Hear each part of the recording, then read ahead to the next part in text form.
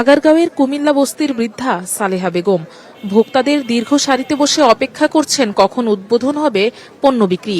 জানালেন টিসিবির পণ্য কিনতে এসে নিজের ক্লান্তির কথা। এই ধাক্কা ধাক্কি পারাপারি মারামারি যাই না, আজকে আলছি আমি।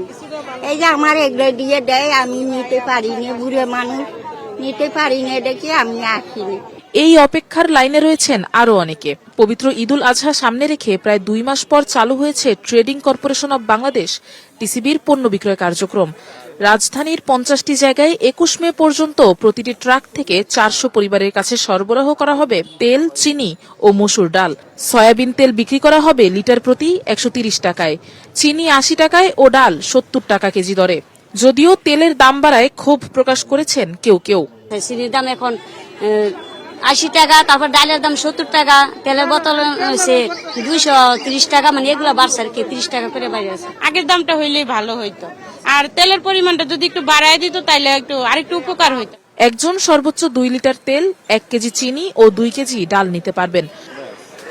সোমবার বেলা 12টায় রাজধানীর আগারগাঁওয়ে টিসিবির ট্রাকসেল কার্যক্রম উদ্বোধন করেন বাণিজ্যমন্ত্রী খন্দকার আব্দুল মুক্তাদির। এ সময় তিনি বলেন, গত বছরের কোরবানি ঈদের সময়ের তুলনায় এবছর টিসিবির পণ্যের পরিমাণ প্রায় 40% বাড়ানো হয়েছে। গত বছর কোরবানির ঈদের সময় আমাদের যে পরিমাণ আমরা দিয়েছি খাদ্য সামগ্রী সেটি ছিল 10,900 মতো। এইবার আমরা দিতে যাচ্ছি প্রায় 14,000 টনের মতো।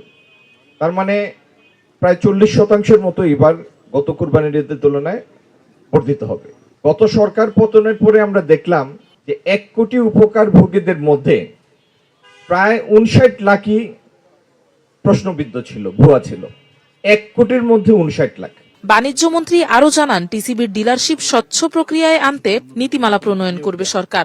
যারা পুরানা ছিলেন তারাও কোয়ালিফাই করলে থাকবেন, নতুন যারা আসতে চান তারাও কোয়ালিফাই করলে থাকবেন। এটা আফরোজা লামিয়া, স্টার নিউজ, ঢাকা।